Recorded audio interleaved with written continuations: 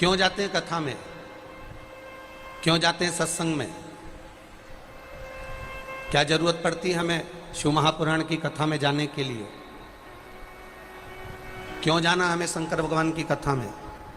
क्यों पहुंचना हमें भगवान के मंदिर में? किस लिए जाना हमें शिव महापुराण की कथा में?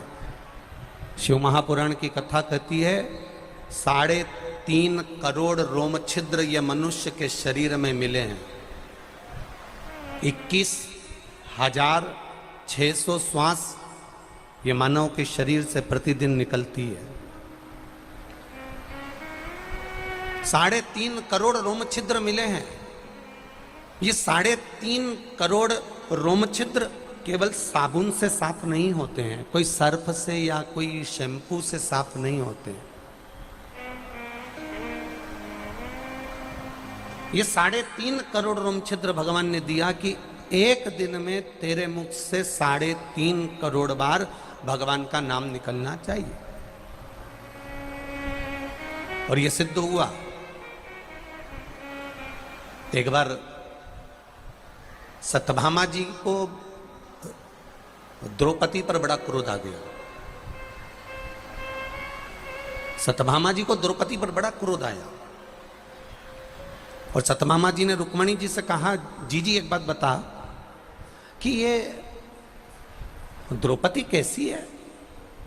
जरा सी देर में भगवान को बुला लेती है, जरा सी देर में भगवान को आवाज लगा देती है, जरा सी देर में भगवान को पुकार लेती है और भगवान दौड़कर द्रौपदी के यहां चले जाते हैं।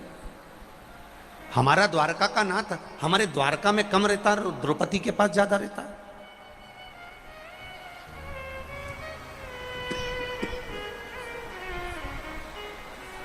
आखिर क्यों, किस लिए?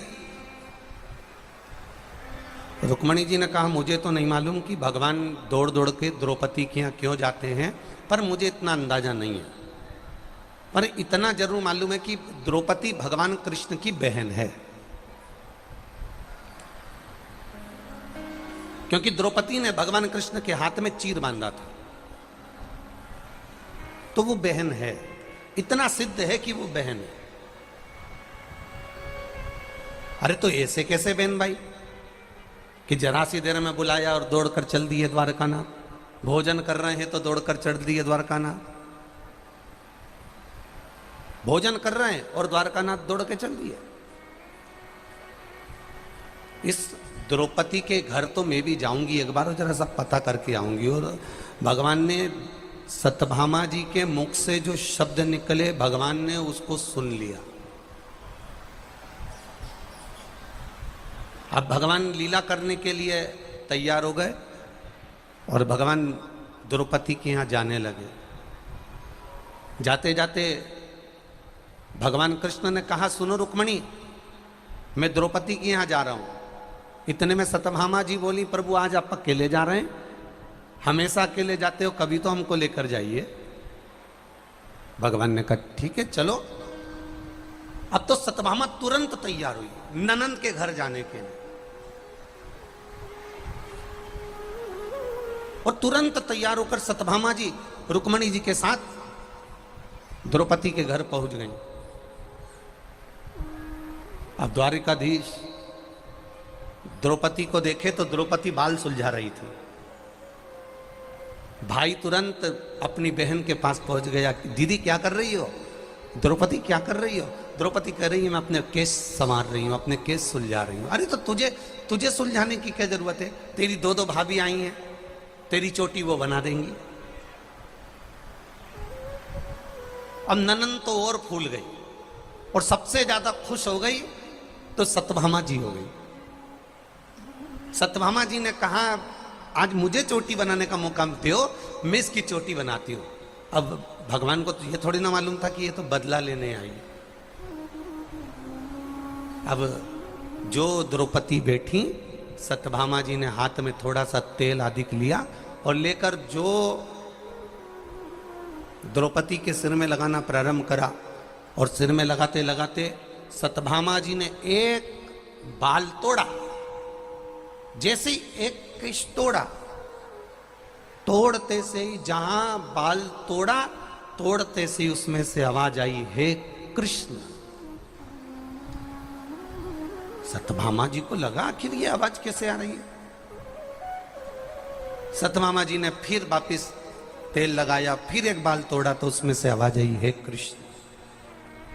सत्यभामा जी समझ नहीं पाई, रुक्मणी जी के पास जाकर बोली, अरे रुक्मणी जी समझ में नहीं आता, मैं द्रौपदी का एक बाल तोड़ती हूँ, मैं द्रौपदी का एक केस तोड़ती हूँ, उसमें से हे कृष्ण आवाज आती है, ये समझ में नहीं आता आखिर ये आवाज क्यों आ रही है। रुक्मणी जी नहीं बता पाई, भगवान कृष्ण सामने प्रकट हो गए और भगवान कृष्ण ने कहा, सत्यभामा तुम्हारे मन में संशय है कि कृष्ण दौड़कर द्रौपदी के पास क्यों जाता है, उसका एक कारण है, पूरी पृथ्वी पर कोई ऐसा व्यक्ति नहीं जन्मा जिसने एक दिन में 3.5 करोड़ बार मेरा नाम लिया हो, वो केवल एक द्रौपदी है। वो केवल एक द्रौपदी जो 3.5 करोड़ बार मेरा नाम लेती है, एक दिन में 3.5 करोड़ बार नाम लेती है। इसलिए उसकी रोमावली में एक एक रोम रोम में कृष्ण समाया है, और जिसके रोम रोम में कृष्ण समाया है उसी के पास दौड़कर कृष्ण हर पलाया है। ये निश्चित है, उसी के पास दौड़कर आए। अब आप में से कितने लोग हैं जो 3.5 करोड़ बार भगवान का नाम लेते हो? कोई नहीं। कोई संत से पूछा जाए कि आप लेते हो, कोई साधु से पूछा जाए कि आप लेते हो, कोई गुरु से पूछा जाए आप लेते हो? 3.5 करोड़ बार भगवान का नाम एक दिन में कोई नहीं ले पाता।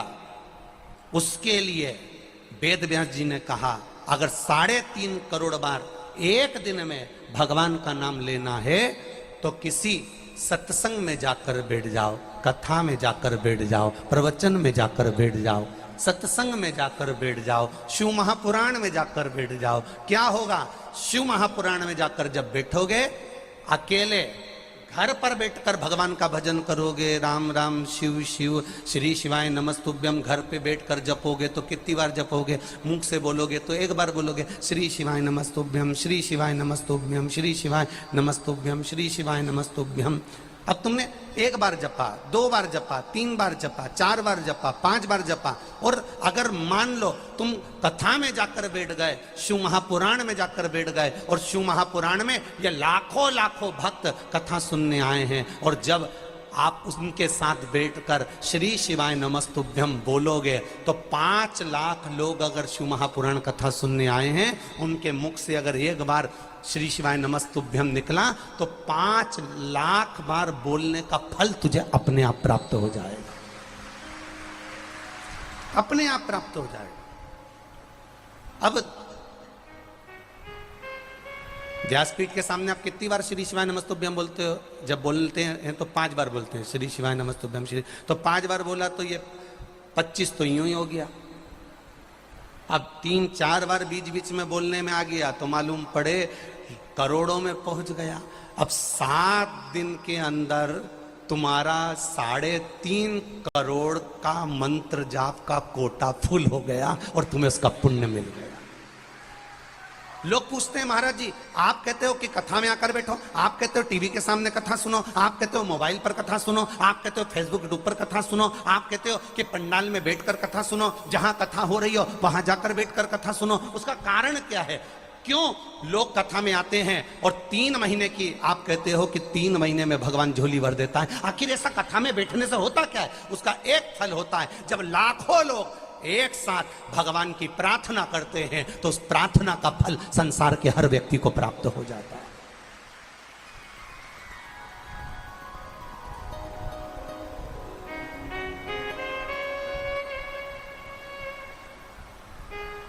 किसी ने पानी ढोला, हमने कहा इससे बदला ले लेंगे, किसी ने कुछ कहा, हमने कहा इससे ना बदला नहीं लेना है, हमें खुद को बदल जाना है।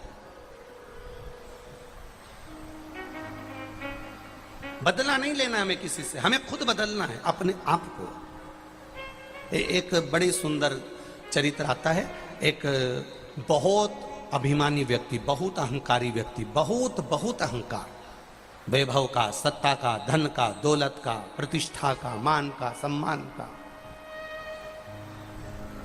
एक दिन वो गांव में पंगत में गया। अब गांव में पंगत में गया,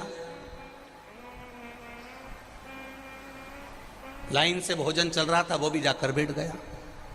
अब उधर से पापड़ परोसने वाला आया, सबको एक एक एक एक एक एक एक एक पापड़ देता गया। वो बेचारा आखिरी में गया तो उसके बर्तन में पापड़ आधा बचा।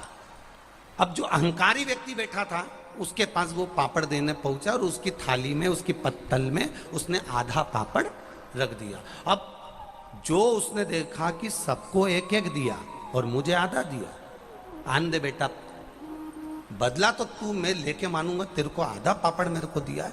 उसने कुछ नहीं बोला, वो गुस्से में लाल हुआ, आधा पापड़ भी उसने पत्तल में छोड़ दिया और छोड़ के मन में सोचा तू ही खा ले, नहीं खाना, जा, सबको एक एक दिया ना, मुझे आधा। और उसने आधा पापड़ नहीं खाया, छोड़ दिया और उठ गया और वो अहंकारी व्यक्ति चले गया। और गांव में जाने के बाद उसने 15 दिन बाद 40,000 रुपये खर्च करे और 40,000 रुपये खर्च करके पूरे गांव का पंगत रखी। अब 40,000 रुपये खर्च करके पूरे गांव की पंगत रखी और पंगत में पूरे गांव का निमंत्रण रखा, सब जीमने आए। जिसने इसको आधा पापड़ दिया था वो भी जीमने आया, उसको नहीं मालूम कि इसको किस बात का बुरा लगा है, वो भी जीमने बैठा। ये आया, पापड़ लेके आया, सबको एक एक दिया, इसको आधा दिया, आधा दे के आगे निकल गया, इसको कोई फर्क नहीं पड़ा जिसको आधा पापड़ दिया। वो अहंकारी व्यक्ति वापस आया, आकर उससे पूछा पता चल गया तुझे? इसको कहते हैं बदला लेना। अब वो पापड़ खा रिया था, उसने कहा कैसा बदला लेना?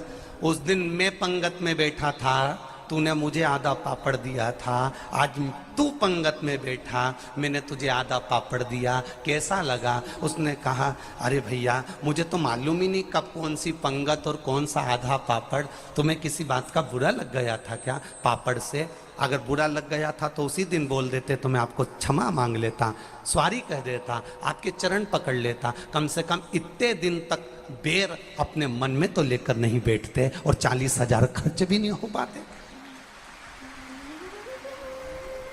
दुनिया का व्यक्ति बदला लेने की सोचा, इसने गाली दी हम पलटकर गाली देंगे, इसने अपशब्द किया हम पलटकर अपशब्द कहेंगे, इसने ताना दिया हम पलटकर ताना देंगे, इसने मेरे साथ ऐसा किया हम पलटकर इसके साथ ऐसा करेंगे। शिव महापुराण की कथा कहती है बदले की भावना को छोड़कर स्वयं को बदल लीजिए। जिस दिन हम स्वयं को बदल लेंगे उस दिन मेरा महादेव पार्वती जी के साथ आपके दरवाजे पर खड़ा मिलेगा। अपने आप को बदलना है, हम सुधरेंगे, जम के बोलो जरा, युग सुधरेगा। हम बदलेंगे, बोलो बोलो जम के बोलो, युग बदलेगा। कब बदलोगे? कोई बदलने की एक तारीख, कोई बदलने की एक तिथि, कोई बदलने का एक समय हमारा होना चाहिए। हम कब बदलेंगे? हम कब सुधरेंगे? अपनी अभिमत्ता को, अपने अहंकार को, अपनी तृष्णा को, अपने लोभ को, अपनी वात्सल्य, ये तृष्णा लोभ है, इसको पटकना। एक बहुत, आप सब लोग जूता चप्पल पहनने वाले में से हो, सब जूता पहनकर आए होंगे। कंकर रोड पर पड़ा है तो भी तुम सही से चल सकते हो, पर वही कंकर तुम्हारे जूते के अंदर पड़ा है तो तुम सही से चल सकते हो क्या? जम के बोलो रे बेटमा वाली जीजी, भाई बोलिए, चल सकते हो? नहीं। कंकर रोड पर पड़ा है, तुम आराम से चल सकते हो, पर कंकर जूते के अंदर पड़ा है और तुम थोड़ी 2-3 किलोमीटर चल के बता दो, चल नहीं सकते। उसी तरह लोभ, क्रोध, काम, वासना, आसक्ति, तृष्णा, गलत विचार, गलत सोच, ये बाहर रहे ना तो अच्छी है। जब क्रोध, लोभ, वासना, तृष्णा, गलत विचार अपने अंदर आ जाते हैं तो हम सही से अपनी जिंदगी में चल नहीं पाते हैं, हम सही से आगे नहीं बढ़ पाए। आसक्तियों से परे हो जाओ। इस व्यासपीठ ने कभी नहीं कहा आपसे कि आप अपना घर छोड़ दो। इस व्यासपीठ ने कभी आपसे नहीं कहा कि आप अपना परिवार छोड़ दो।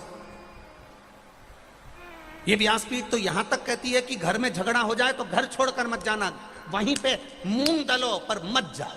ये व्यासपीठ तो यहां तक कहती है। ये व्यासपीठ कभी नहीं कहती कि आप अपना घर छोड़कर चले जाओ, जरा जरा सी लड़ाई में अपने मायके चले जाओ, जरा जरा सी बात में आप घर छोड़कर चले जाओ। ना ना ना ना, ये व्यासपीठ कभी नहीं कहती कि आप अपना घर छोड़ो। ये व्यासपीठ कभी नहीं कहती कि आप अपना परिवार छोड़ो। ये व्यासपीठ कभी नहीं कहती कि आप अपने कुटुंब परिवार को छोड़कर जाइए। ये व्यासपीठ कहती है कि आप अपने गलत विचारों को छोड़ दीजिए, आप अपनी गलत सोच को छोड़ दीजिए, आप अपनी गलत आसक्ति और तृष्णा को छोड़ दीजिए।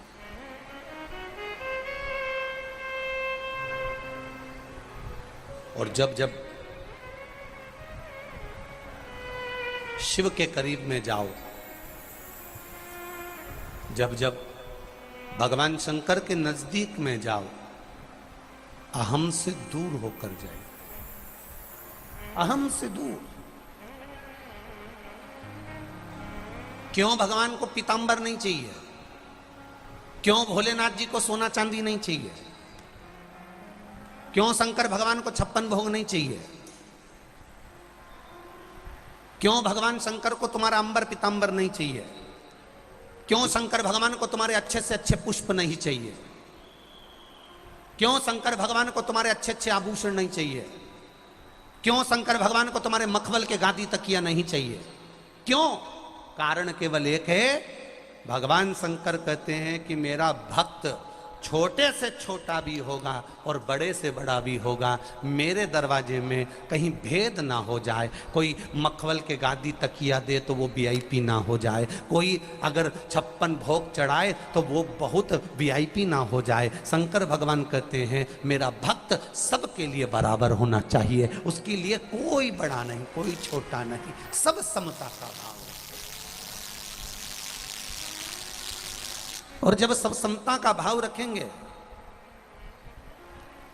सब समता के भाव में रहेंगे, तो अपने आप एक सुख का अनुभव हो जाएगा। समता के भाव में, एक सहजता के भाव में, एक सरलता के भाव में।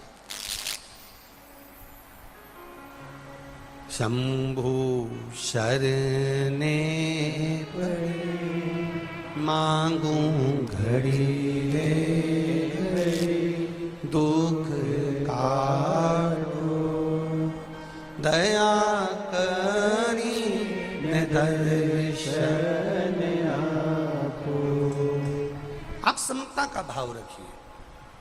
मेरे शंभू को, मेरे ओगरदानी को, मेरे त्रिकालदर्शी को, मेरे कैलाशी को, मेरे अविनाशी को कोई बड़ा या कोई छोटा नहीं, उसके लिए सब बराबर है। उसके लाखों दीवाने बड़े से बड़े, उसके चरणों में कंकड़ माटी से पड़े।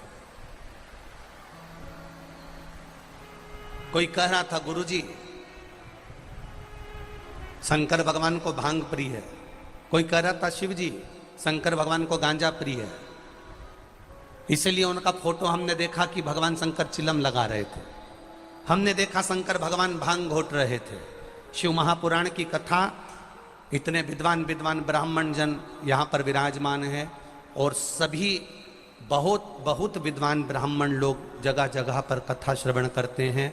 इस शिव महापुराण में कहीं पर नहीं लिखा कि शंकर भगवान को भांग प्रिय है कि गांजा प्रिय है। शिव जी को अगर कुछ प्रिय शिव महापुराण में लिखा है तो लिखा शंकर जी को राम नाम प्रिय है, बाकी के ना गांजा प्रिय है ना भांग प्रिय है। गलत व्यसन को तो मेरा शिव छुड़वाता है।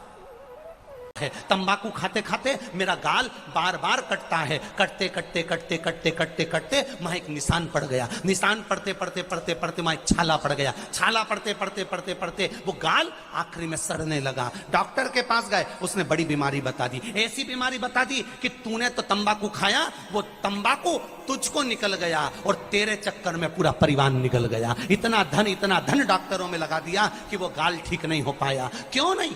हम क्यों पहल नहीं कर सकते? हम क्यों नहीं आगे बढ़ सकते? मेरा शंकर मेरा देवाधिदेव महादेव, मेरा कुबेर भंडारी, मेरा भोलेनाथ नशे से दूर है। तो जब तुम कथा सुनने जाओ और तुम्हारा दिल कर जाए, तब तुम भी उस दिन मन में ठान लेना कि आज से मैं भी तंबाकू का सेवन नहीं करूंगा, आज से मैं भी मदिरा का सेवन नहीं करूंगा, आज से मैं भी गलत व्यसन नहीं करूंगा। क्यों? मेरे चक्कर में मेरा परिवार बाद में रोए ना, बाद में रोए ना। एक माता ने अपना पत्र लिखा है, देखिए। दुनिया में ऐसी माताएं भी चाहिए जो ऐसा पत्र लिख दे। धन्य है ऐसी माता को जिसने ऐसा पत्र लिखा।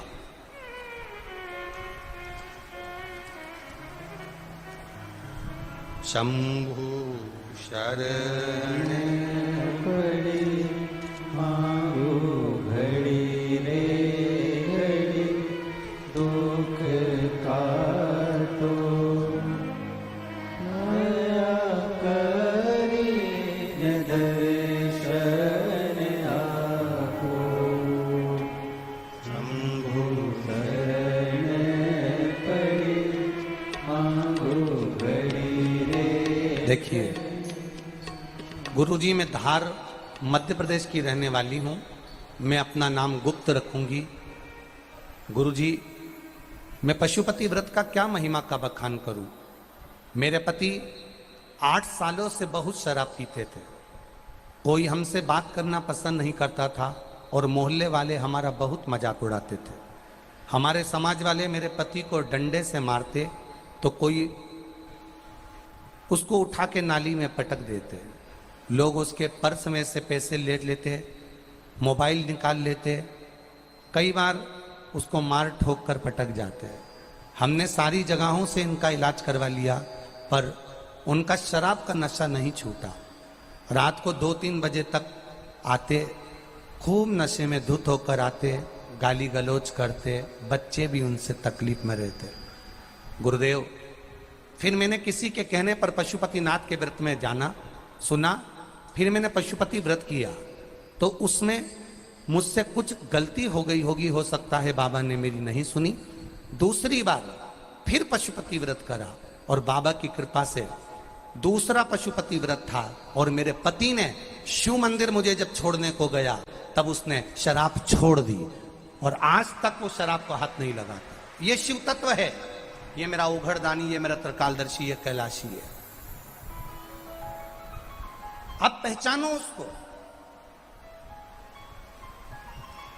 हम भी तो संकल्प ले सकते हैं, हम भी तो विचार कर सकते हैं कि किसी तंबाकू के नशे में, किसी गलत व्यसन में, किसी मदिरा के नशे में, किसी गलत नशे के चक्कर में कहीं हमारा परिवार भी तो बर्बाद नहीं हो रहा है। एक छोटी सी बीमारी आती है, व्यक्ति के घर में रखा हुआ पूरा धन बर्बाद कर देती है और आखिरी में वो रोता रहता है, वो रोता रहता है। अपने आप को हम क्यों ना सुधारें? कितने लोग, कितने विधर्मी भगवान शंकर को कह देते हैं ये गंजेड़ी है, कोई कह देता है ये भंगेड़ी है, और दुनिया के लोग सुनते रहते हैं। सारी दुनिया के लोग सुनते हैं। भांग आपको प्रिय है इसलिए आप शंकर भगवान को प्रिय कर दिए। गांजा आपको प्रिय है इसलिए आपने शिव जी को प्रिय कर दिया। मेरे शंकर भगवान ना गांजे के नशे में रहते हैं, ना भांग के नशे में रहते हैं। मेरा वो घड़दानी तो राम नाम के नशे में रहते हैं। 24 घंटे राम और कृष्ण की भक्ति में डूबे रहते, 24 घंटे।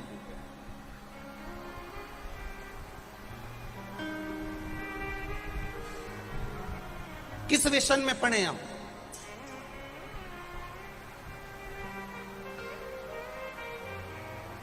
नशा किसी भी चीज का होगा वो बर्बाद कर देगा।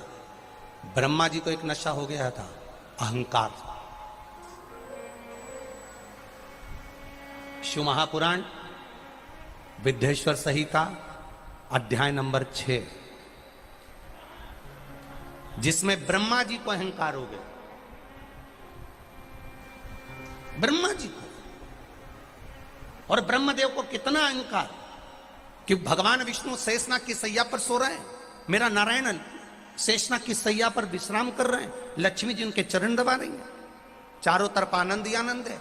और ब्रह्मा जी भगवान विष्णु के सम्मुख में जाकर खड़े होकर कहते हैं, पुत्र नारायण, सर्वशक्तिमान मैं हूं, ये पूरी सृष्टि मेरी रचाई हुई है, पूरी सृष्टि का रचेता मैं हूं। पुत्र नारायण, आपके मन में अगर कोई संशय है तो आप बोलिए। अब ब्रह्मा जी का अहंकार देखिए कितना सर चढ़ के बोला है, ब्रह्मा जी का अभिमान देखिए कितना सर चढ़कर बोला है कि भगवान विष्णु शेषनाग की सैया पर विश्राम कर रहे हैं, लक्ष्मी जी चरण दबा रही हैं, और भगवान ब्रह्मा वहां आकर कहते हैं कि पुत्र नारायण। विद्येश्वर संहिता शिव महापुराण की वर्णन करती है, पुत्र नारायण। जैसे ही सुना ब्रह्मा जी को क्रोध नहीं आया। अगर एक बेटा बाप से कह दे ना, बेटा बेटा बाप से कहे, ए बेटा अभी तो मुझे जानता नहीं है, बेटा बाप से कह दे तो बाप को गुस्सा आएगा और एक चनकटा धर के दे ही नहीं तो इनंग कर ही देवा का तुरंत। क्या बोला रे नाना, ए टोरिया इनंगा, क्या बोलिया रे तू? नहीं, ये धर के दिया नहीं तो यहां का यहां पहुंची गया इधर, और रोता रोता बाहर जाए। एक बेटा अपने बाप से कह दे कि तुम मेरे पुत्र हो, कितना बुरा लगेगा। आज भगवान नारायण के सामने ब्रह्मदेव जी ने जाकर कह दिया, पुत्र नारायण, ये सारी सृष्टि मेरी रचाई हुई है, सारा ब्रह्मांड मेरा है, सब कुछ मेरा है, मैंने रचाया। आपके मन में कोई संशय हो तो आप बोलिए। नारायण को क्रोध नहीं आया। क्रोध नहीं आने का कारण केवल इतना था क्योंकि भगवान नारायण ये जानते थे कि ये ब्रह्मा जी नहीं बोल रहे हैं, ये ब्रह्मा जी के भीतर जो भर गया नशा, किस चीज का? जम के बोलो, अहंकार का। सृष्टि की रचना करते करते करते करते करते करते ब्रह्मा जी के भीतर जो अभिमान समा गया था, ब्रह्मा जी के भीतर जो अभिमत्ता समा गई थी, ये वो अभिमत्ता बोल रही है, ये वो अभिमान बोल रहा है। और अहंकार जब टूटता है बड़ा दुख होता है। जब अहंकार टूटता है जब बड़ा दुख होता है। एक पत्नी तैयार हुई, श्रृंगार करी, अभिमान बचता, जब अहंकार टूटता है बड़ा बड़ा दुख होता है, बड़ा दुख। एक पत्नी तैयार हुई, बड़ी सुंदर श्रृंगार करा उसने, बड़ी सुंदर सजी वो, और सजने के बाद अब उसको जित्तों ने भी कहा ना कि तू बड़ी सुंदर लग रही, बड़ी सुंदर लग रही, तेरे पे साड़ी बड़ी अच्छी लग रही, तो कितनी जोरदार लग रही, कितनी जोरदार लग रही। और वही तैयार हुई पत्नी अपने पति के पास गई और पति से जाकर उसने पूछ लिया, क्यों जी मैं कैसी लग रही? पति ने एक बार भी नहीं बोला कि तू अच्छी लग रही। इसने फिर जाकर पूछा, क्यों जी मैं कैसी लग रही? पति नहीं बोला। पति को मालूम अगर मैंने बोल दिया तो लड़ाई करने बैठ जाएगी, नहीं बोली। पत्नी ने फिर बोला, क्यों जी मैं कैसी लग रही? पति ने आखिरी में आकर कह दिया, तू ऐसी लग रही जैसे हरी घास में भैंस चल रही। अब तो वो के कांटे से खून नहीं और लड़ाई चाहिए। अहंकार जब टूटता है, अभिमान जब टूटता है तो विवाद होता ही। जब अभिमान टूटे ना तो विवाद निश्चित है, बिल्कुल निश्चित। एक बहुत काला सा दामाद, बहुत काला सा, एकदम ब्लैक ब्यूटी, बहुत काला सा, अपने ससुराल गया। ससुराल गया तो सासू ने उसको खूब श्रीखंड, रबड़ी, दूध, मलाई सब खिलाया। अब दामाद वापिस घर जाने लगा तो सासू जी से कहा, माँ अब मैं जा रहा हूं घर, तो सासू जी बोली दामाद साहब 2-4 दिन और रुक जाओ, तुम्हारे चक्कर में हमको भी श्रीखंड, रबड़ी, दूध, मलाई खाने को मिल जाएगा, दही दूध मिल जाएगा। अब तो दामाद को अहंकार आ गया, मेरे चक्कर में इनको खाने को मिल जाएगा। मतलब मैं आया तो इनके यहां बरकत बढ़ी, मैं आया तो इनके यहां लक्ष्मी बढ़ी, मैं आया तो इनके यहां संपदा बढ़ी, मेरे आने से इनके यहां दूध दही बढ़ा। तो दामाद ने पूछ लिया, सासू जी मेरे आने से या मेरे रुकने से तुमको दूध दही खाने मिल जाएगा, इसका मतलब मैं समझा नहीं। सासू बोली, दामाद साहब हमारी भैंस का छोरा हुआ था पाड़ा, और वो पाड़ा मर गया, भैंस ने दूध देना बंद कर दिया। जब से तुम आए हो भैंस रोज दूध दे रही, ऊके लग रही हमारा पाड़े आ गया।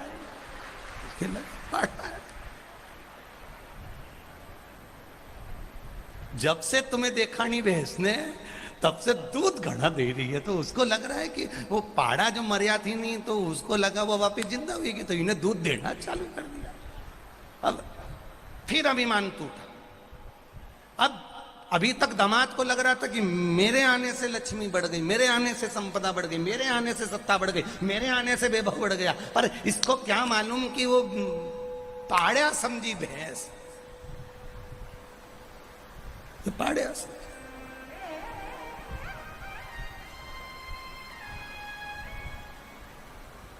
हम भी, ये तुम्हारे पास का ही हमारा भी ससुराल हो, हम भी नहीं जाते ज्यादा ससुराल, क्योंकि वे पाड़िया समझ ले तो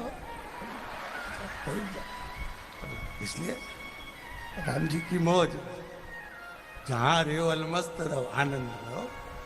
अब ब्रह्मा जी को भी माना या ब्रह्मा जी को बढ़ा भी मत था।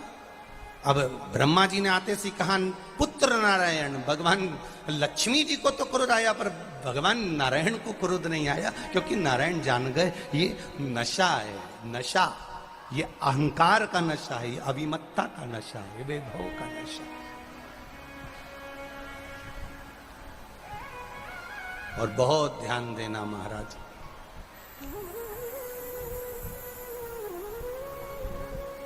पानी में डूबे हुए व्यक्ति को बचाया जा सकता है। ध्यान देना मेरे बेटमा के सभी जितने भाई बंधु यहां विराजमान है, सब स्मरण करिएगा। पानी में डूबने वाले को बचाया जा सकता है, पर शिव महापुराण की कथा कहती है कि प्याली में डूबने वाले को बचाना सबसे कठिन काम है। दुनिया का सबसे कठिन काम है प्याली में डूबने वाले को बचाना, नशे में डूबने वाले को बचाना। चाहे वो अहंकार का नशा हो, काम का नशा हो, लोभ का नशा हो, वासना का नशा हो, तृष्णा का नशा हो, आसक्ति का नशा हो, चाहे मदिरा का नशा हो, चाहे तंबाकू का नशा हो, चाहे सुपारी का नशा हो, चाहे गांजे का नशा हो, चाहे भांग का नशा हो, चाहे जो नशा करे, नशेले व्यक्ति को बचाना सबसे कठिन काम, बहुत कठिन।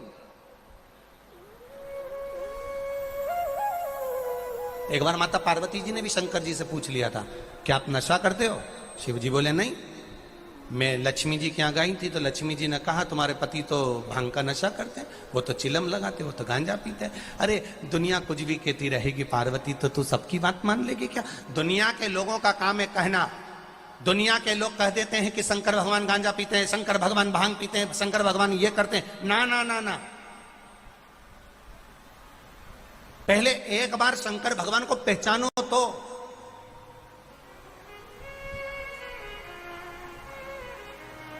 पहले शिव जी को जानो तो।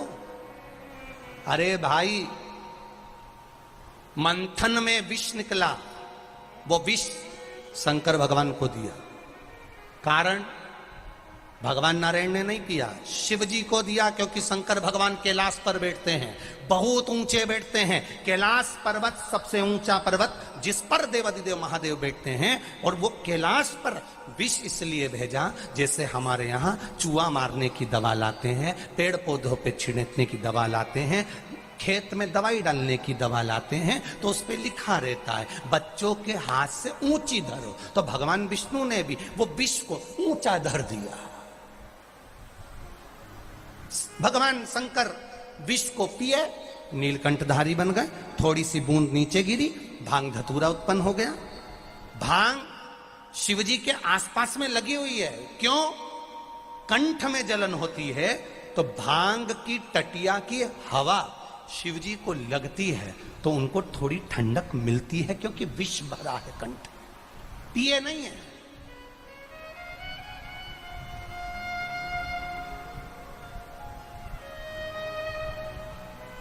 इसी बात पर एक बार किसी ने प्रश्न कर दिया था, क्यों महाराज जी तुम इतनी बड़ी बड़ी बात कहते हो कि शंकर जी भांग नहीं पीते, पर उज्जैन में तो महाकाल राजा का श्रृंगार भांग से होता है। हमने कहा श्रृंगार भांग से होता है, कभी शंकर भगवान को पीते हुए देखा है? अब श्रृंगार तो माताएं ढेर तरह का कर लेती है, काजल लगाती आंख में, कभी चाटते बताया है?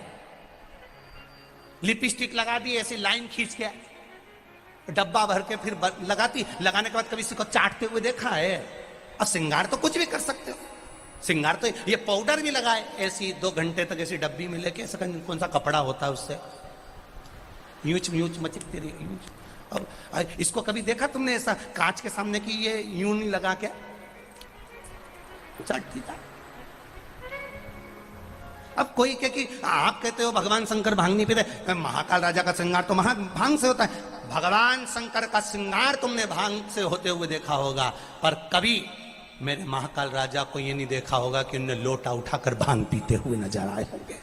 ना ना ना, मेरा महादेव राम नाम के नशे में इतना डूबा हुआ है कि उसे दूसरा नशा तो चढ़ता ही नहीं है। एक नशा इतना भारी, इतना भारी, इतना भारी। अब तुम यहीं देख लो, यहीं कथा में एक ये विधायक जी विशाल पटेल जी और एक इनके भाई, क्या नाम है उनका, हिमांशु है, हिमांशु पटेल जी। अब ये जनसेवा में लगे हैं, वो ठाकुर सेवा में लगे हैं। अब नशा देखिए, वो ठाकुर की सेवा का नशा है, ये जनसेवा का नशा है। एक भाव जो भगवान की भक्ति में डूबा है। और हमने धन्यवाद देना चाहेंगे विशाल भैया आपको, हिमांशु भैया आपको, आपके पूरे मित्र मंडली को पूरी साधुता के साथ देना चाहेंगे। आज भी एक पत्र आया है, हम तो पत्र ज्यादा पढ़ते नहीं क्योंकि ज्यादा प्रशंसा नहीं करना चाहिए, नजर लग जाती है, इसलिए हम पत्र पढ़ते नहीं है। तो आज भी एक बहन ने पत्र लिखा है आपके लिए कि गुरुजी विशाल भैया लड़कियों की शादी करवाते हैं, सम्मेलन करवाते हैं। हमको तो नहीं मालूम था, पर उस पत्र में हमने पढ़ा कि शंभु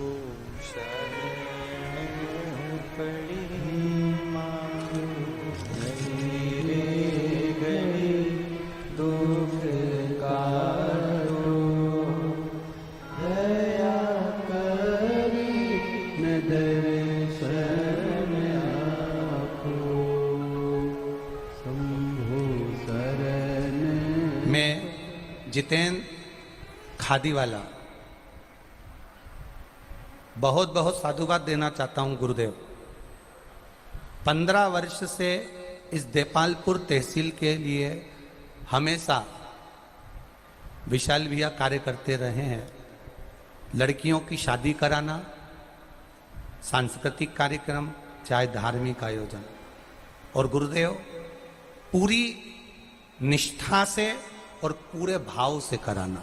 बहुत बहुत साधुवाद है। हमारे पास में ऐसे बहुत सारे पत्र पर हम नहीं पढ़ेंगे हो।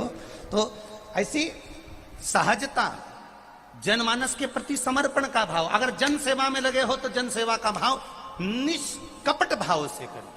ठाकुर सेवा में लगे हो तो ठाकुर का सेवा निष्कपट भाव से करिए। और शंकर जी की सेवा में लगे हो तो शिव की सेवा निष्कपट भाव से करिए। वो आनंदता दे जाएगी, वो आनंदता दे जाएगी। करो सेवा।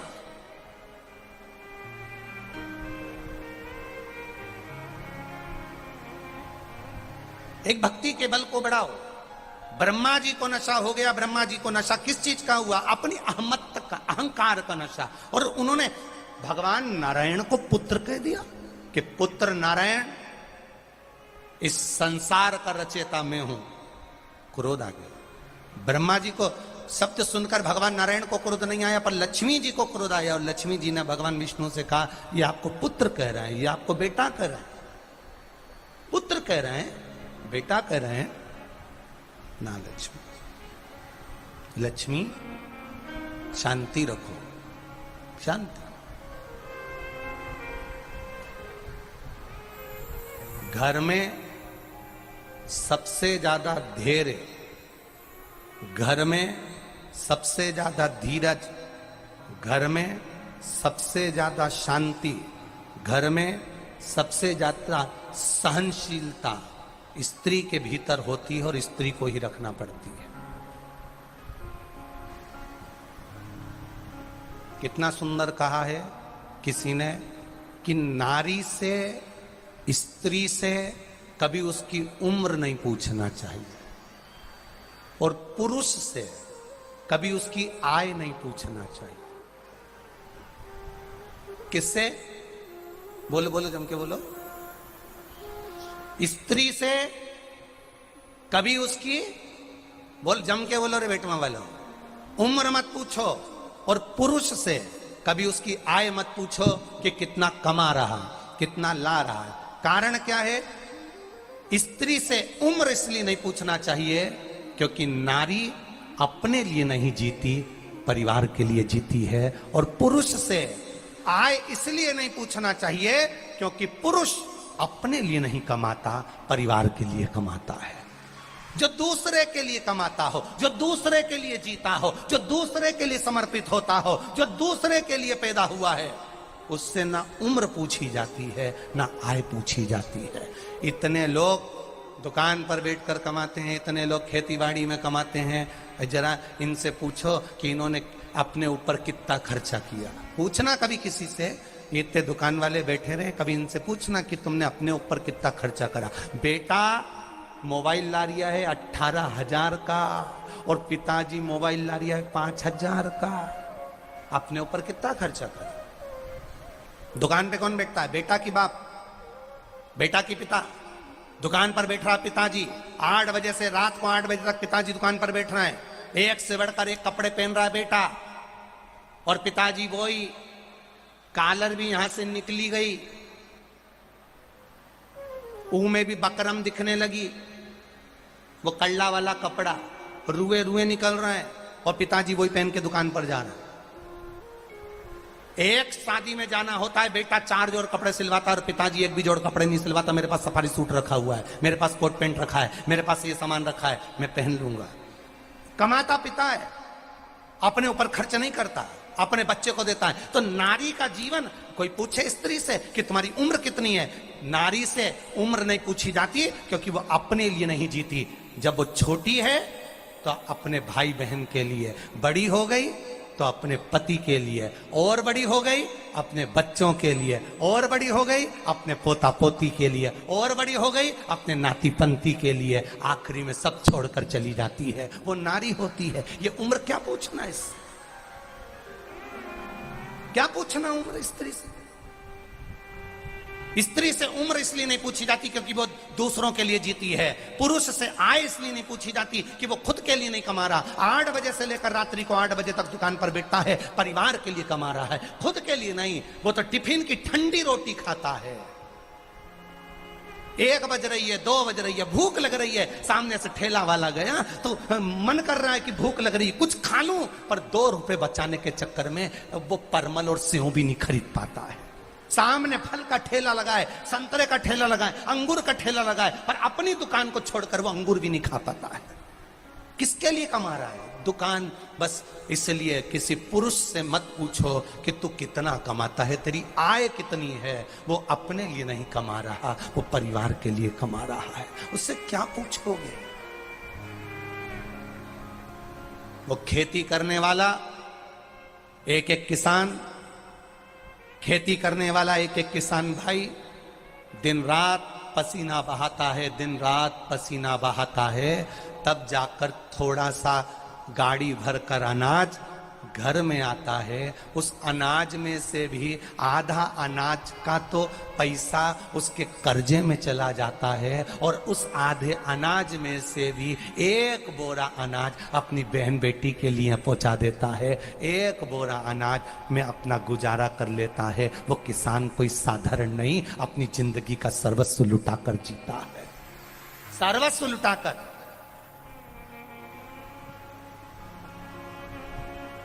अपनी जिंदगी का सर्वस्व लुटाकर जी रहा है किसान। कितनी मेहनत है किसान की, कोई पूछे? आज का व्यक्ति धूप में खड़ा रहना पसंद नहीं करता। किसान उस धूप में खड़ा रहकर मेहनत कर कर बीज बोता है, निकालता है। कहीं पाला पड़ गया, पानी गिर गया, बारिश हो गई, हवा चल गई, उसकी फसल चली गई। अंदर से किससे कहे वो, किसको जाकर रोए वो, किससे? नौकरी करने वाले को लगता है किसान सुखी है। अपने को तो रोज 8 बजे से दुकान पर जाना पड़ता है। नौकरी करने वाले को सोचना पड़ता है अपने को 10 बजे ड्यूटी पे जाओ, शाम को 5 बजे आओ। उससे अच्छा तो किसान एक बार बीज बोया, पानी डालने चले गया और गया। और किसान सोचे कि नौकरी वाला सुखी है, और नौकरी वाला और किसान दोनों मिलकर सोचे कि दुकान वाला सुखी है। तो उन्हें दुकान डाल के देखी ने, एक ही बार में जो घाटा पड़िया दादा ने सब बेच मारा। कौन सुखी? गरीब सोचे अमीर सुखी, अमीर सोचे राजा सुखी, राजा सोचे चक्रवर्ती सुखी, चक्रवर्ती सोचे इंद्र सुखी, इंद्र सोचे ब्रह्मा सुखी। ब्रह्मा कितना सुखी?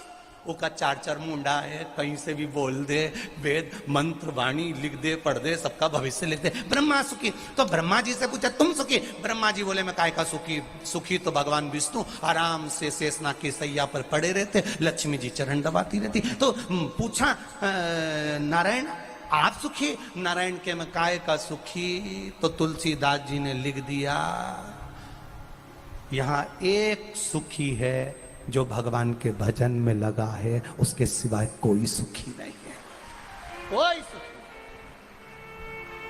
और सुख ढूंढना भी मती। जब ये शरीर हमको सुख नहीं दे सकता तो दुनिया का कौन व्यक्ति सुख देगा? ये शरीर हमको सुख नहीं दे रहा, जो अपना है, खुद का है, ये शरीर तो अपना है ना, ये सुख कितना दे रहा? थोड़े कभी आंख में तकलीफ हो जाए, कभी कानों में तकलीफ हो जाए, कभी मुंडा का इनंग से दुख है, कभी इनंग से दुख है, कभी यहाँ दीवान पर छाला हुई जाए, कहीं कोनी दुखे, कहीं हाथ दुखे, कहीं कमर दुखे, कहीं पीठ दुखे, रात्रि के नींद नहीं आए तो आंख झपीर झपीर हो जाए। सोचो जरा, अपन के ये सुख आएगा, सुख आएगा, सुख आएगा, सुख आएगा, सुख आएगा। जब शरीर अपना होकर अपने को सुख नहीं दे रहा तो मेरी बेटमा की जीजियों, दुनिया का कोई व्यक्ति तुमको कौन सा सुख दे देगा? ये शरीर अपने को सुख नहीं दे रहा। कभी पांव दुखे, कभी हाथ दुखे, कभी मुंडा दुखे, कभी गला दुखे। कई बार इतना गला दुखे कि मुंडा में नमक का पानी डालकर गर गर करके थूकना पड़ेगा। काय का शरीर? शरीर सुख नहीं दे तो फिर दूसरा काय का सुख देगा? हमें लगता है सुख आ रहा है, हमें लगता है सुख मिलेगा, हमें लगता है सुख प्राप्त होगा, पर सुख आता जरूर है, धीरे धीरे आएगा, आकर जाएगा भी आपके पुण्य के अनुसार। हमें लग रहा है सुख मिलेगा, हमें लगता है सुख प्राप्त होगा। जैसे तुम यहां खड़ी हो जाओ, ये चौराहे पे यहीं बहुत सारा पुलिस वाला हम खड़े हैं, नहीं इधर इन्हं खड़ी हो जाओ, और इतने में दूर से तुम्हें दिख जाए बस आ रही, बस आ रही, और देपालपुर की बस आई, आ रही आ रही आ रही आ रही, और जो तुम भगी बस की ओर जाने के लिए कि हमारा देपालपुर की आई, और जो बस की भगी, तो इतने में बस वाले ने कहा देपालपुर नहीं जा रही है, तो खजूरिया खजूरिया खजूरिया चिल्लाई दिया। अब बताओ, इतने में फिर दूसरी बस आई, नहीं तुमने सोचा देपालपुर की आई, वो फिर देपालपुर की बस आई, नहीं इतने में फिर चिल्ला दिया धार धार धार धार। अब भग के गई थी कि देपालपुर की आएगी, मालूम पड़े धार की आ गई, फिर आई तो खजूरिया के। इतने में फिर बस दिखी, धूल उड़ाती उड़ाती आई नहीं आई, आई नहीं आई। इतने में उन्होंने कहा कि बस कहाँ जा रही? कि देपालपुर। नहीं नहीं नहीं, ये तो इंदौर जा रही है। फिर सामने से फिर बस दिखी। ऐसे ही हमें सुख नजर आता है। अभी थोड़े दिन बाद मेरे दुकान में तब फायदा होगा, मैं एक फ्रिज ले लूंगा, इतने में बस तो कहीं और की निकल गई। फिर सोचा बस अब हमारा सुख का दिन आने वाला है, हमारी देपालपुर की बस आने वाली। इतनी देर मालूम पड़ा कि धार की निकल गई और अपन खड़े की खड़े ही रहे। फिर आई, बाद में बस आई, देपालपुर की भी आई, और जो बस आई तो इतने में बस वाले ने कह दिया जगह ही नहीं दादा, जगह ही नहीं। अब कई करें तो ये फोन लगा रही, ठीक है वही देपालपुर वाला उनके, ए भेरू वो थोड़ा ताई जी है कहीं, वो भाई कहीं हो गया, कहीं नहीं मैं यहीं खड़ी बेटमा में और बस सब भरी निकली ने जगह नहीं है।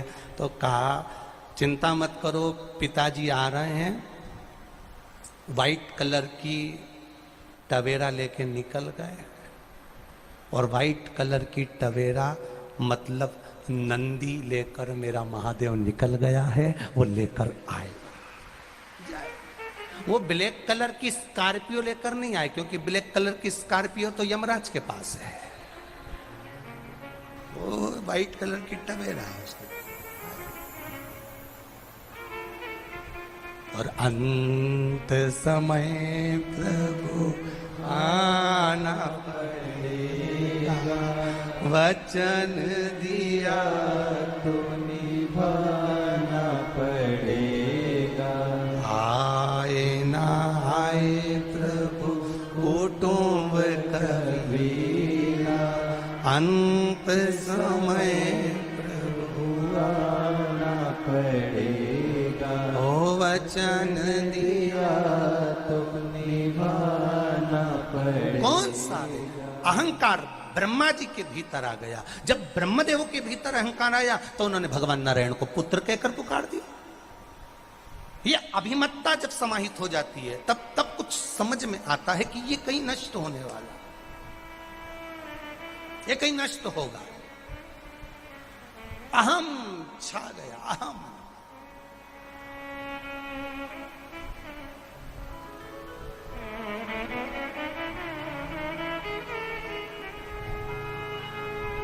महाराज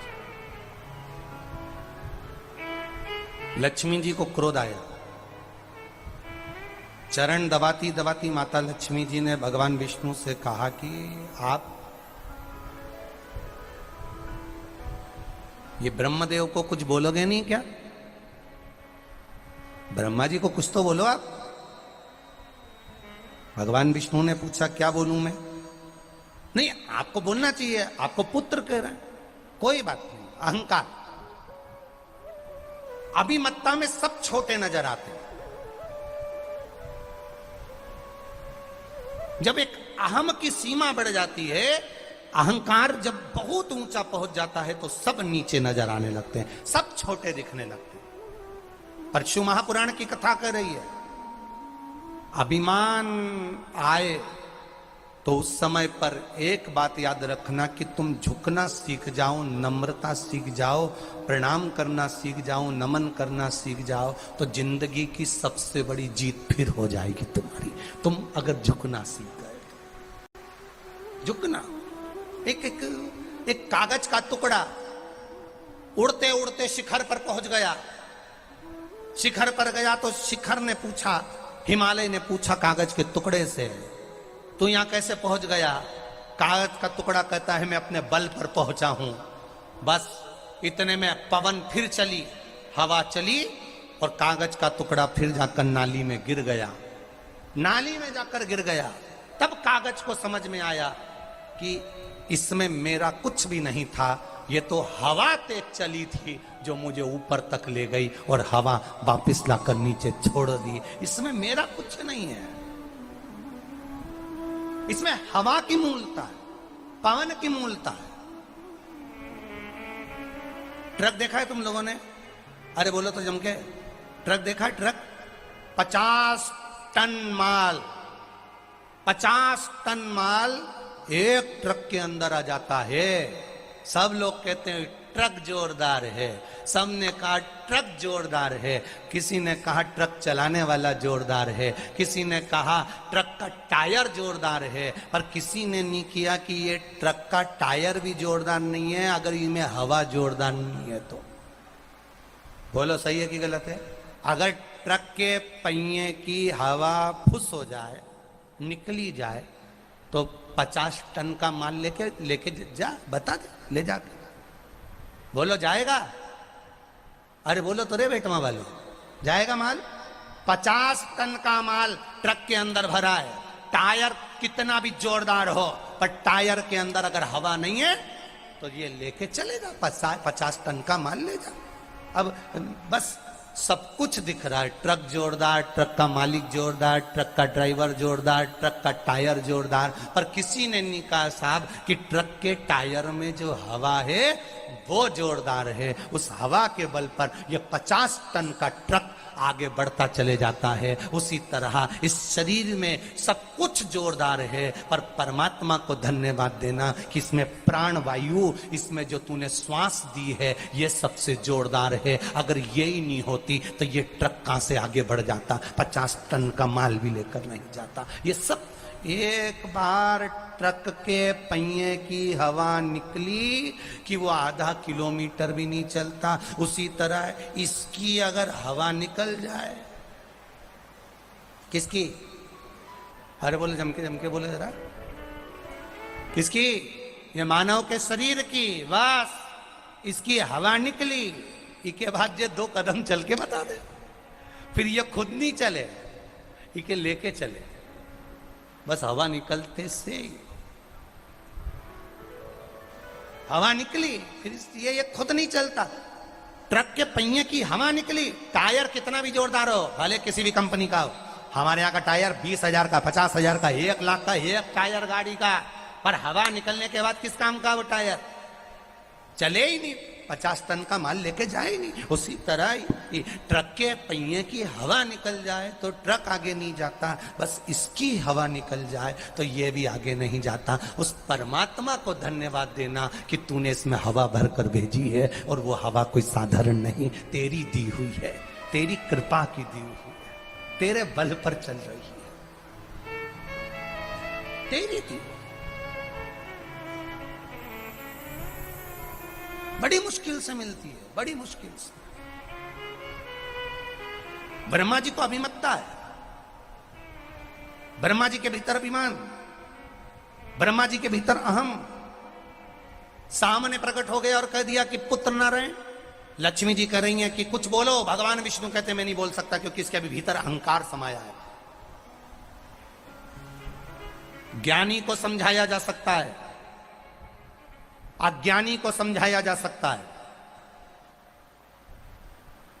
ज्ञानी व्यक्ति को समझा सकते हो, अज्ञानी व्यक्ति को समझा सकते हो। भगवान नारायण लक्ष्मी जी से कह रहे हैं, पर अभिमानी व्यक्ति को नहीं समझा सकते, वो जिंदगी भर नहीं समझ सकता। आप ज्ञानी को समझाओगे वो समझ जाएगा, समझ जाए। अज्ञानी व्यक्ति एक बार नहीं समझेगा, 2 बार नहीं समझेगा, 3 बार नहीं समझेगा, चौथी बार में समझ जाएगा। पर जिसके भीतर अभिमान समाया हो, जिसके भीतर अभिमत्ता समाई हो, जिसके भीतर अहम समाया हुआ हो, जिसके भीतर अहंकार समाया हो, वो कैसे समझेगा? उसको नहीं समझाया।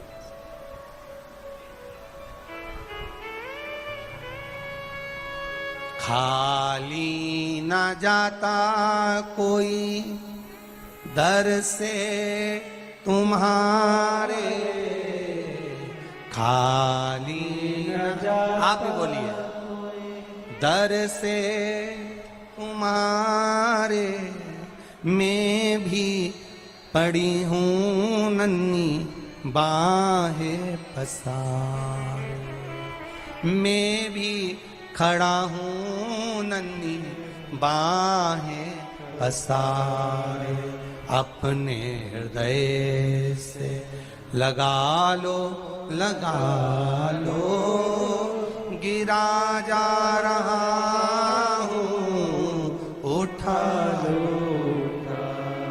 प्रभु अपने दर से, अब तो न टालो, गिरा जा रहा हूँ, उठा अहंकार से। एक पत्र आया है, बड़ा सुंदर है, देखिए।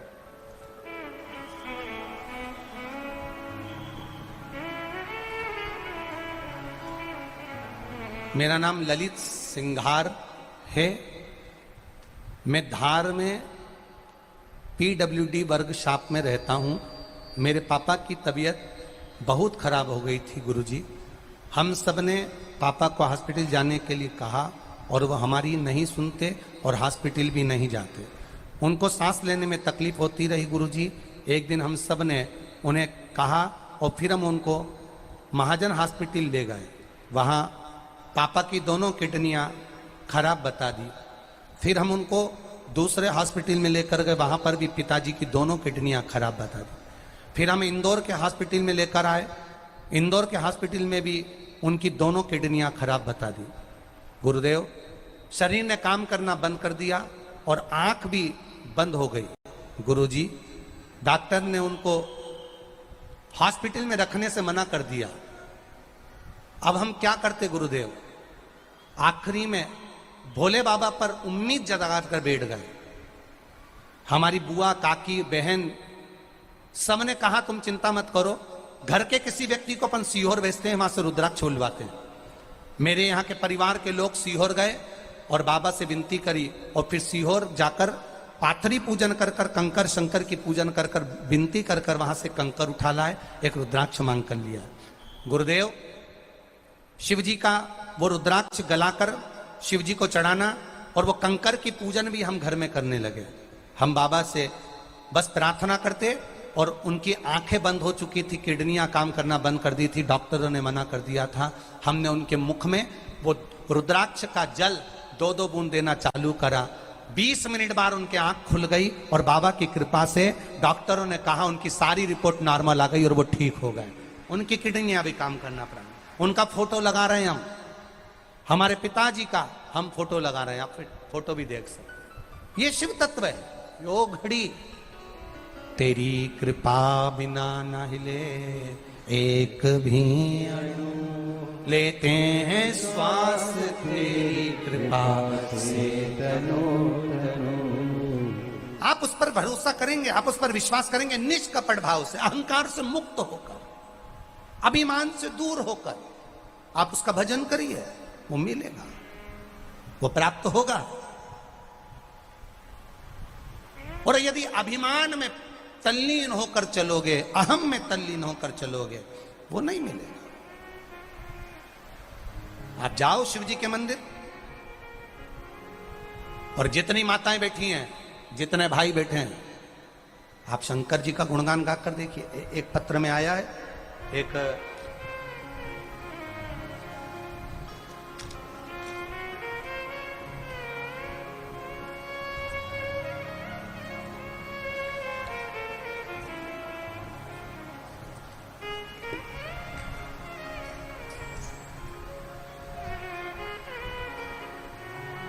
स्वाति राहुल पेरुलिया, बेटमा के ही हैं, यहाँ के शायद पार्षद हैं।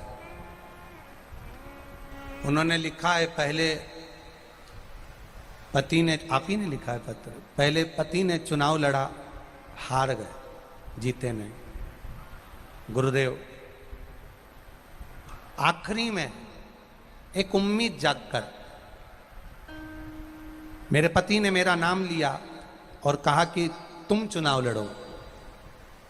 मैंने चुनाव लड़ने के लिए पहले मना करा, फिर पति कहता है लड़ो। तो तुम शिव जी का इतना भजन करती हो, शंकर जी को इतना मानती हो, पशुपति व्रत को मुझे भी देखना है एक बार कि पशुपति व्रत में है क्या ऐसा। और उस पशुपति व्रत के बल पर गुरुदेव बाबा की कृपा से पूरे बेटमा क्षेत्र का सबसे जोरदार विजेता बाबा ने मुझे दिलाई। ये पशुपति व्रत का प्रमाण है। मैंने पशुपति व्रत किया और उस पशुपति व्रत का, बैठी बहन, श्री शिवाय नमस्तुभ्यं, बहुत बहुत बधाई आपको। पशुपति व्रत की प्रामाणिकता क्या होती है लोग जान नहीं पाते। एक पत्र और है, बड़ा सुंदर, देखिए। नितेश बनारसी, रामाधार बनारसी, ग्राम मलेंडी महू, जिला इंदौर। ये घर से 8/10/2022 को गुमशुदा हो गए थे। 8 तारीख 10वां महीना 2022 को ये गुमशुदा हो गए थे। इनके कोई घूमे तो मिल नहीं रहे थे। तब परिवार वालों ने शंकर भगवान का भजन किया, शिव से स्तुति करी, श्री शिवाय नमस्तुभ्यम का जाप किया और शिव महापुराण की लगनता लगाई। बाबा के धाम जाकर प्रार्थना करना, कंकर शंकर को नमन करना और लाकर पूजन करना। 8/10/2022 को ये व्यक्ति घूमे और बाबा की कृपा से 10/1/2023 को बाबा की कृपा से शिव मंदिर में ही प्राप्त हो गए, बाबा की करुणा से वापिस मिल गए। ये शिव तत्व है, ये शंकर है, ओ घड़ी करो उसका भजन। और जब आप दिल से भजन करोगे, दिल से स्मरण करोगे, भाव से भजोगे उसको, वो मिलेगा, प्राप्त होगा। शंभु शरणे मांगू घड़ी रे घड़ी, दुख काटो दया करी दर्शन आपो। प्रार्थना करिए दिल से। भगवान शंकर का गुणगान कर रहा, शिव तत्व कह रहा है। आप दिल से जो पुकार रहे हो, आप दिल से जो कर रहे हो, वो सुनता है। ब्रह्मदेव, ब्रह्मा जी का अभिमान देखकर माता लक्ष्मी जी ने नारायण से कहा जरूर,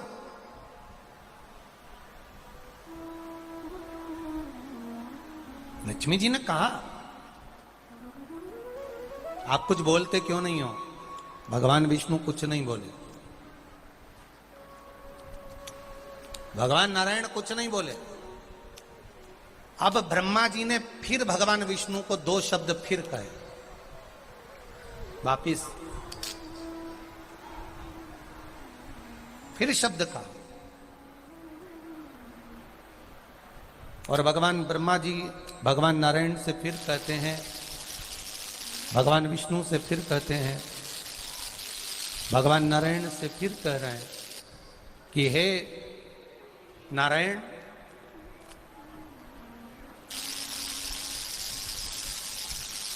ये पंखे के कारण हो रहा है, पंखा बंद कर दो ये वाला। हे नारायण,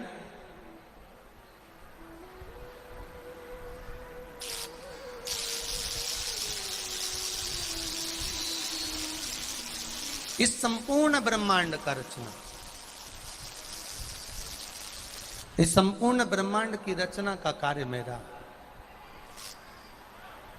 और संपूर्ण ब्रह्मांड की रचना का कार्य अगर मेरा है तो ब्रह्मा जी भगवान विष्णु से कह रहे हैं कि अब ये रचना मेरे हाथ की हुई है, ये रचना संपूर्ण मैंने करी है, ये संपूर्ण रचना करने वाला मैं हूं जानकर फिर ब्रह्मदेव ने भगवान विष्णु को 2 शब्द कहे। तब नारायण उठे और ब्रह्मा जी को कहने लगे, ब्रह्मा जी आप मेरी नाभि से उत्पन्न हो, कमल के पुष्प पर मैंने तुम्हें उत्पन्न किया है, मेरी नाभि के द्वारा तुम प्रकट हुए हो,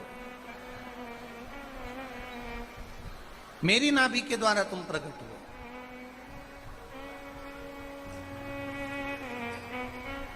और यदि तुम मेरी नाभि के द्वारा प्रकट हुए हो तो तुम मेरे पुत्र हो।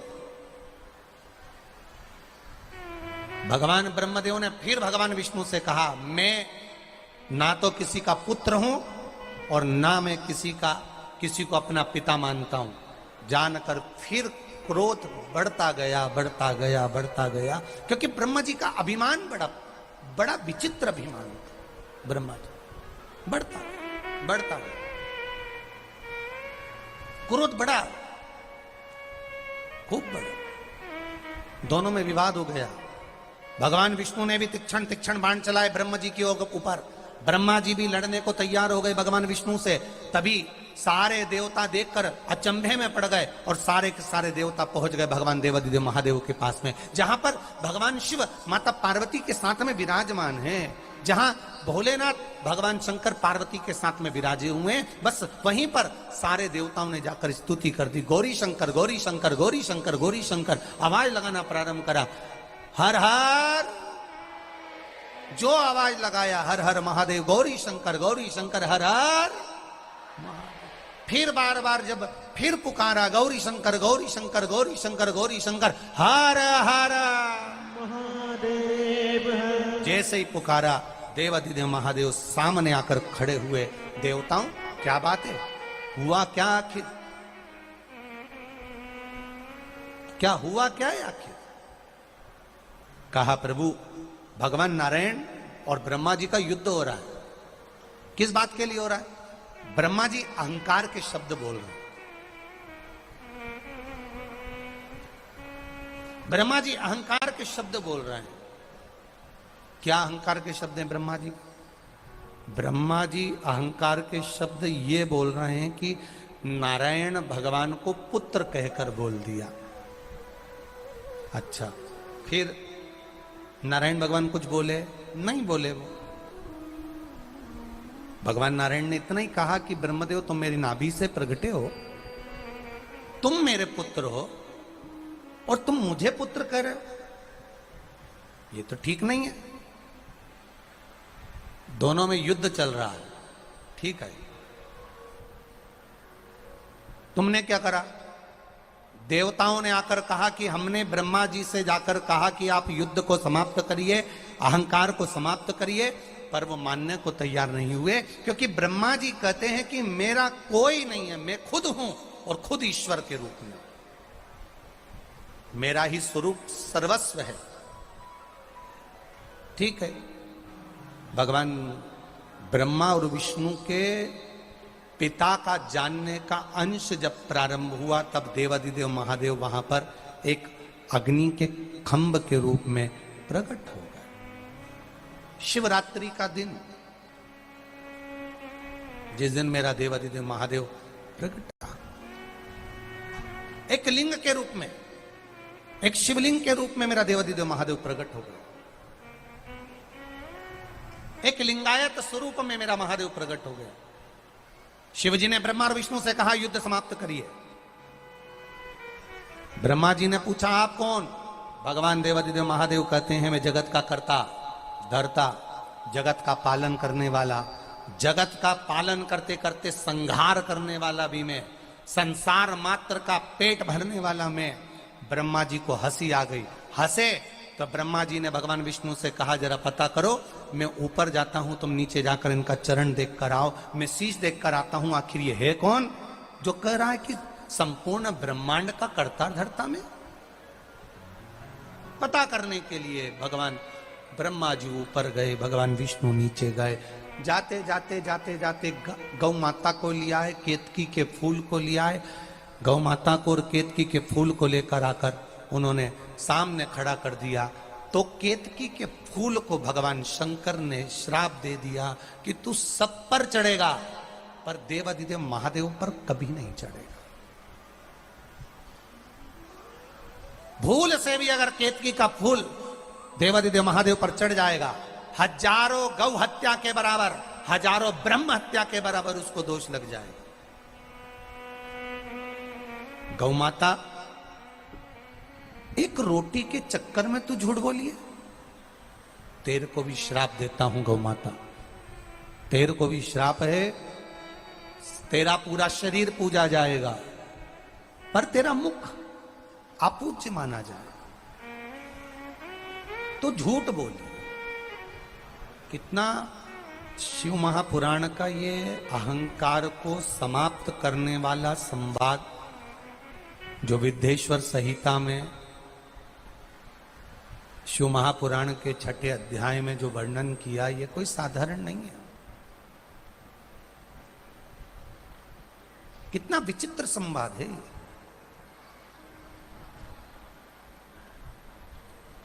जिस गौमाता ने झूठ बोला, उस गौमाता की आज भी परिक्रमा होती है तो पीछे से चालू होती है, पूंछ से।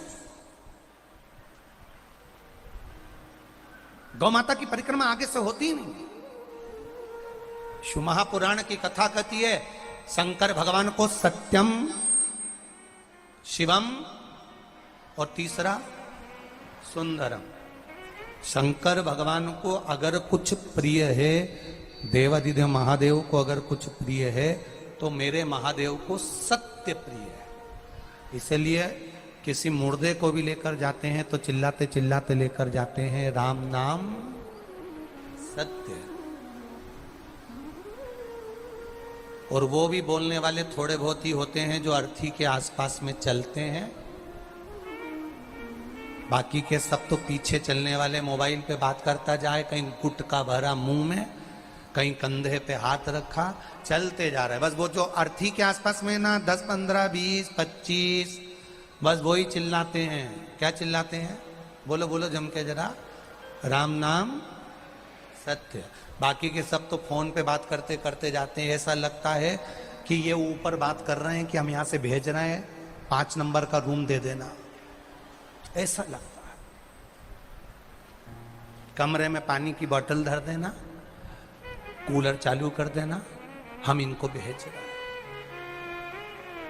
कितना सनातन हिंदू धर्म के अंतर्गत, सनातन धर्म के अंतर्गत एक बात हमेशा याद रखना, मरे हुए व्यक्ति के साथ में शमशान तक अगर आप जा रहे हो, जितने लोग शमशान तक जा रहे हैं, एक बात का स्मरण करना, आपने जिंदगी में आप हर किसी के अंतिम संस्कार में नहीं जाते। जाते हो क्या? जिसको नहीं पहचानते उसकी भी अंतिम संस्कार में चले जाते हो क्या? कोई नहीं जाता। जिसको पहचानते हो आप उसके अंतिम संस्कार में जाते हो। शिव महापुराण की कथा कहती है, जो मर गया, जिसके अंतिम संस्कार में तुम जा रहे हो, कभी जिंदगी में इसके घर का पानी पिया होगा, कभी जिंदगी में इसके घर की चाय पी होगी, कभी जिंदगी में इसके घर का अन्न खाया होगा, कभी इसके यहाँ शादी में जाकर प्रसाद पाया होगा, कभी जिंदगी में इसका स्पर्श किया होगा, कभी जिंदगी में गले लगे होंगे, कभी जिंदगी में हाथ मिलाया होगा, कभी जिंदगी में इसकी दुकान पर जाकर बैठे होंगे, कभी जिंदगी में इसके गली के सामने से निकले होंगे, कभी जिंदगी में इसके परिवार के किसी व्यक्ति से तुम मिले होगे, कभी जिंदगी में इसके 7 पीढ़ी के किसी व्यक्ति से मिले होगे। उस 7 पीढ़ी के जीवन में अगर तुमने भूल से भी इसकी जिंदगी में निंदा कर दी होगी, अपशब्द कह दिया होगा, गाली दे दी होगी, ताना दे दिया होगा, तो शिव महापुराण की कथा कहती है, मरने वाले व्यक्ति के साथ में जाते जाते जब राम नाम सत्य कहते कहते जाते हैं, तो हमने जिंदगी में अगर इसको कभी अपशब्द कहा हो, ताना दिया हो, या कोई गलती हमारी हो गई हो, तो वो गलती परमात्मा उसी क्षण माफ कर देता है जिस समय तुम उसको लेकर राम नाम सत्य कहते हुए जाते। पर कौन समझाए आज के व्यक्ति को? कौन समझाए आज के लड़के हो उनको? कौन समझाए आज के मनुष्य को?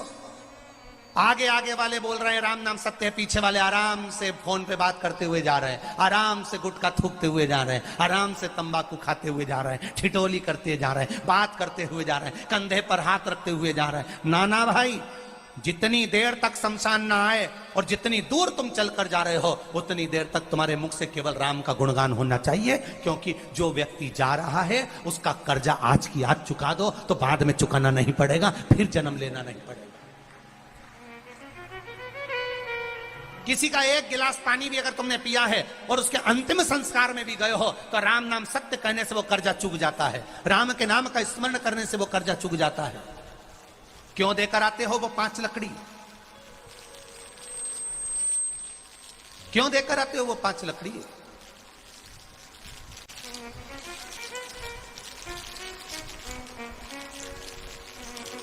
क्यों देकर आते हो वो कंडे का 5 टुकड़ा?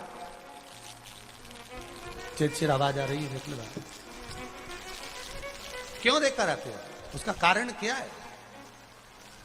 केवल हमारे और उसके बीच में कोई कर ना रहा हो, हमारे और उसके बीच में कोई कर्जा ना रहा हो, हमारे और उसके बीच में कोई कर ना हो,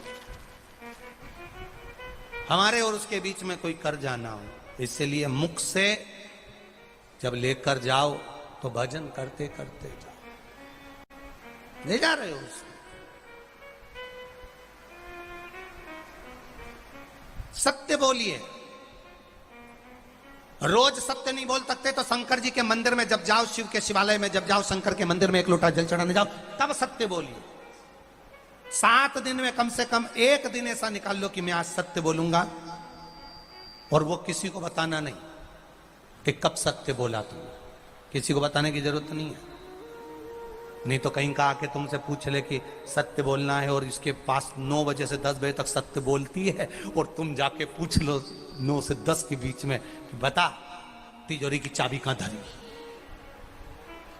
और बेचारी वो केसियोर वाला महाराज बोला था सत्य बोलना है, और मेरा छोरा आके पूछ रहा चाबी कहां धरी, अब कैसे बोलूं चाबी कहां धरी। तो बताना भी नहीं तुम्हें किसी को कि तुम सत्य कब बोलते हो, कितनी बजे बोलते हो। तुम तो अपने मन में ठान लो कि आज मैं 15 मिनट सत्य बोलूंगी, 15 मिनट सत्य बोलूंगी, और 15 मिनट बस तुम उस सत्य के लिए फिर लगे रहो, फिर झूठ नहीं। कितना झूठा जमाना हो गया, कितना झूठा आज का जमाना, कितना झूठा हो गया। कथा में बैठे और कहते हो दुकान पर, दुकान पे बैठे हो तो क्या कथा में बैठे थे, बेटमा में कह दिया इंदौर में, इंदौर में बैठे तो कह देपालपुर, देपालपुर गए तो कह बेटमा। कितना झूठ अपार। इसीलिए फिर निवेदन है राम नाम बोलो, बोलो अच्छे से बोलो, जरा अच्छे से, राम नाम सत्य बोल लो, अच्छे से बोल लेना चाहिए। अपन मरेंगे तब दूसरे बोलेंगे, अपन तो बोल ही नहीं पाएंगे। मौका है, राम नाम, इसके सिवाय कोई सार तत्व है भी नहीं।